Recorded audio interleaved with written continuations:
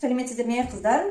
Бүгін сіздерге тегін мастер-класстың осы оюлы құрақ көрпе көк түсті матадан және де айбір түстен жасаймыз. Бұл бізде өткенде теория жүзінде сызбада көрсеткен болатын. Енді сол сызба бойынша практика жүзінде іске асырамыз. Бүгін практиканың бірінші бөлімін жасаймыз, көрсетемін.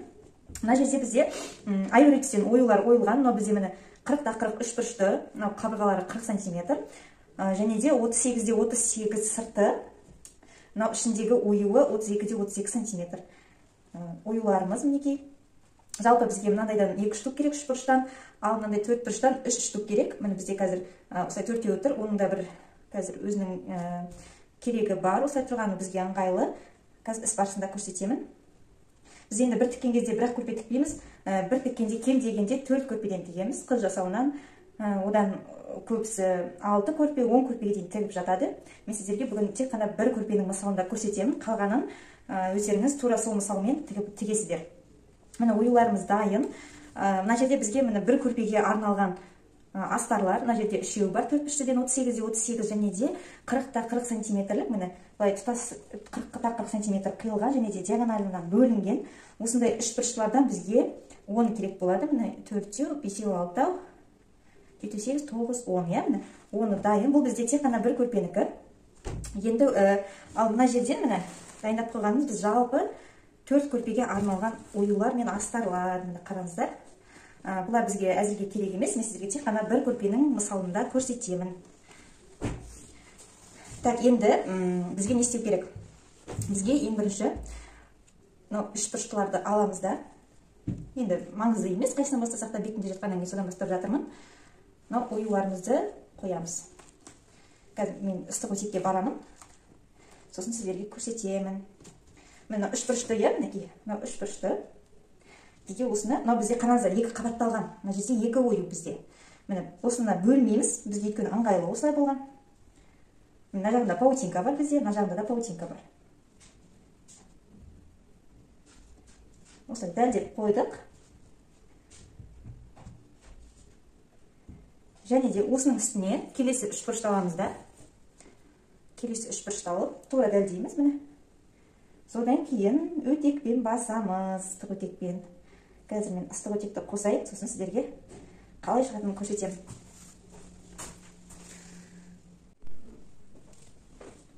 Міне қазір міне өтегімізді қыздырып қойдық. Қызып алсын. Алаша дайындай берейік, міне. Қоямыз, міне тағы дайына қызына қозғалып кетті орнынан.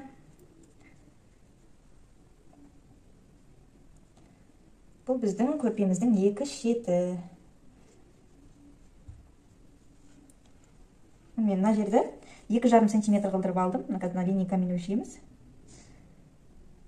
Басқа оюларды қойған кезде тура осындай ара қашықтық қалдыру керек болады. Мен қазір белгілеп алдым, міне.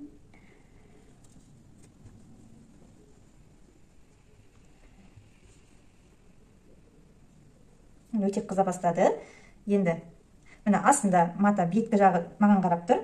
Екі паутинкасымен бірге ойылған мата бір-біріне жабысқан. Мынаның асты паутинка, мына жақ үсті де паутинка. Қойып алдық. Матамызды бет жағын астыға қаратамыз, оюға қарай. Міне қойдық. Енді бізге осыны ыстық өтекпен басу керек. Сол кезде паутинка клейіміз ериді де, клейм мына жерінде паутинка ериді да, матаға жабысып қалады. Мына деп кеттік. Біз өтек дегенде бұлай-бұлай икелемейміз. Жай ғана бір жерге басамыз. Ыстықты жібердік. Тұрамыз осы жерде кішкене. Клейіміз еріп, матаға жабысып қалу керек. Қойдық. Екінші жерге қоямыз. Көтереміз. Тағы да үшінші жерге қоямыз. Көтереміз.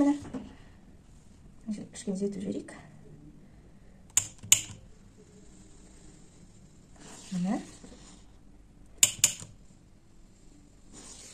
Көтереміз, тағы да келесі жерге қоямыз.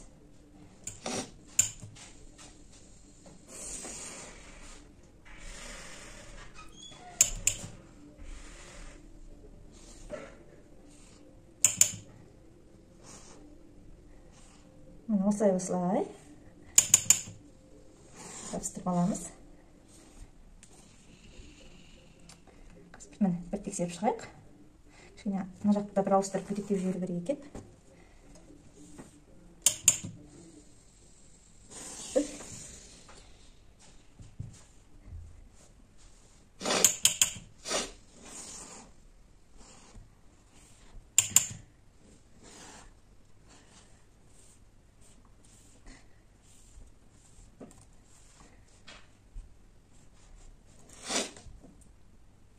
Міне, жабыстырдық. Енді қараңыздар.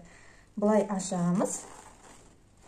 Сол кезде бізде екі ою жабысқан деталь шығады.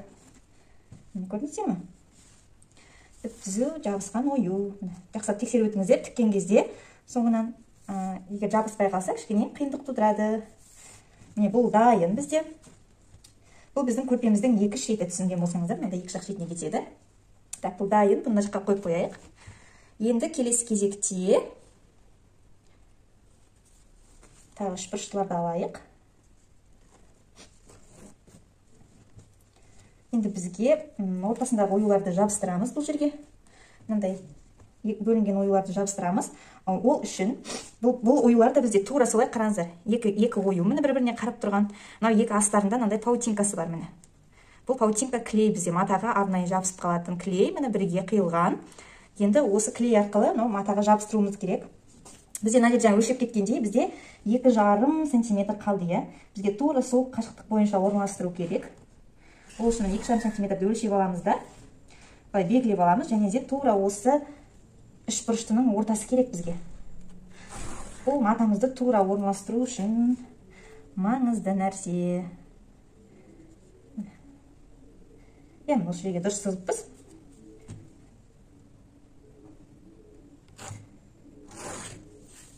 Бізде велюрға былайына сызсаңыздар, орын ізі қалып қояды, сондықтан үшбір нәрсемен сыза салсаңыздар ештеңе етпейді, ол өзі кетіп қалады.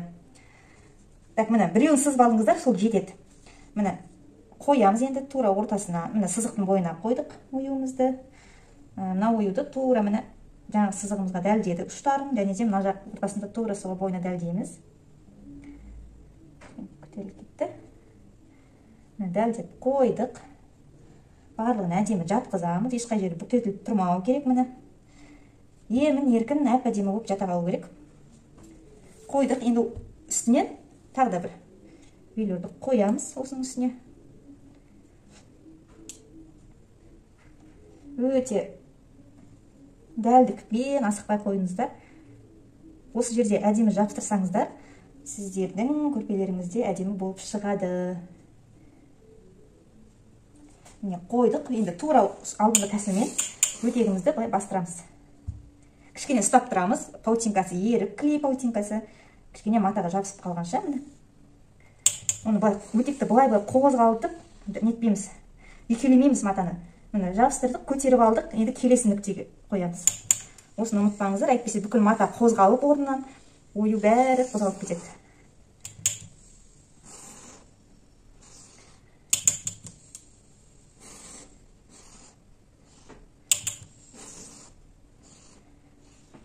Осы жағын бір өтектедік, енді келесі жақтан бір өтектеп шығайық.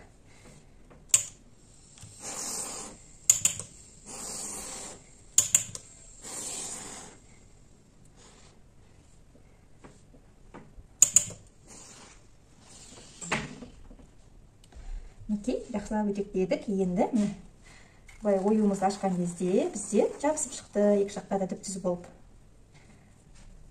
Енді тура осылайынан барлығын дайындап аламыз. Міне, үшбұрышты, қалғандар үшбұрыштыларымыз бар бізде. Және де мына оюдың ішіне шыққан үшбұрыштыларды бөліп аламыз да.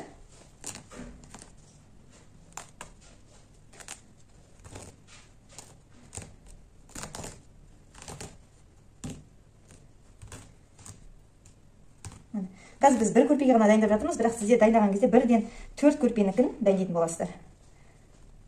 Міне. Тура осылайынан міне бөліп алып, осына екі ою мына жерде тұрған, алдындағындай қылып жабыстырып шығамыз.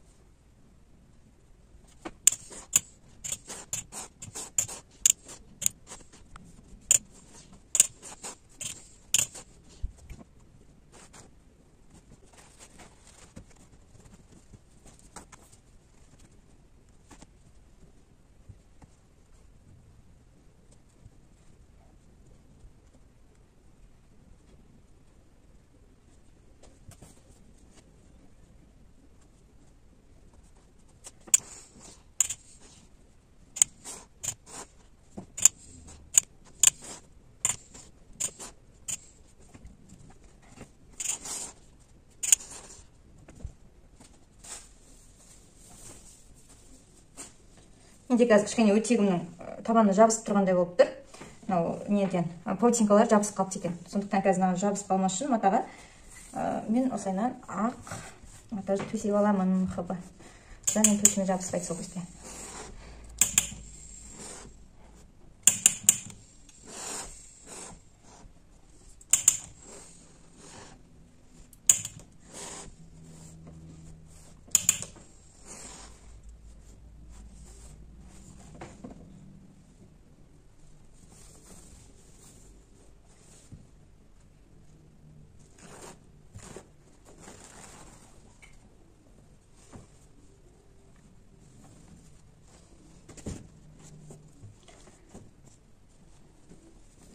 Так, мынау дайын. Үшіншісі бізде үшінші үшбұрышымыз.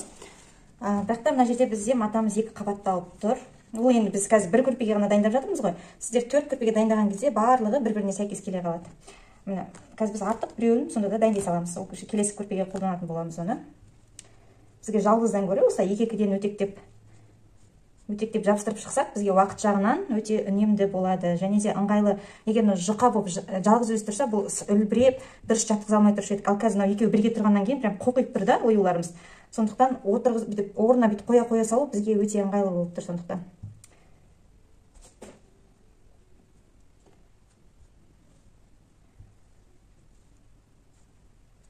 Міне, қойдық түзіліп. Қазір тағы да көк түсті матаны әкеп қояйық, сосын жабыстырамыз.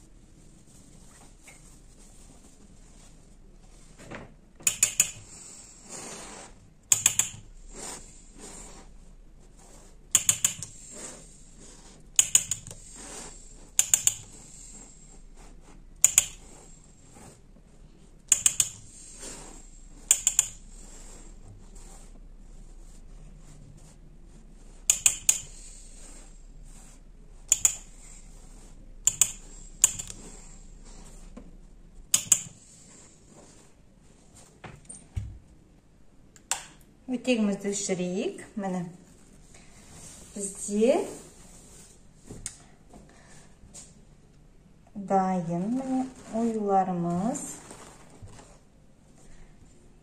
Бізде бұл бір ою бізде келесі көрпеге кетеді. Және де мына оюды алып қояйық шетке қарай.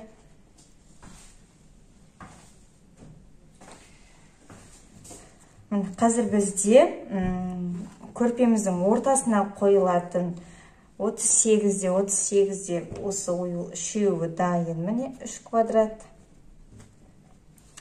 Сосын мынау оюлар бізде мына ортасындағы ақ оюлары бар. Олар жиектеріне кетеді. Жиектеріне кетеді көрпенің. Мынау бар, е. Және де мынау ою бұлай екі жақ шетіне кетеді. Сонымен қазір бізде оюлардың барлығын жабыстырып болдық. Міне көрдіңіздер қалай жабыстыру керек екенін. Енді Алла қаласа келесі екінші практиканың екінші бөлімін мынау оюлардың шеттерін тігуге арнаймыз. Оны қалай тігуге болады, қалай тігу керек, соның барлығын көрсететін боламыз сіздерге.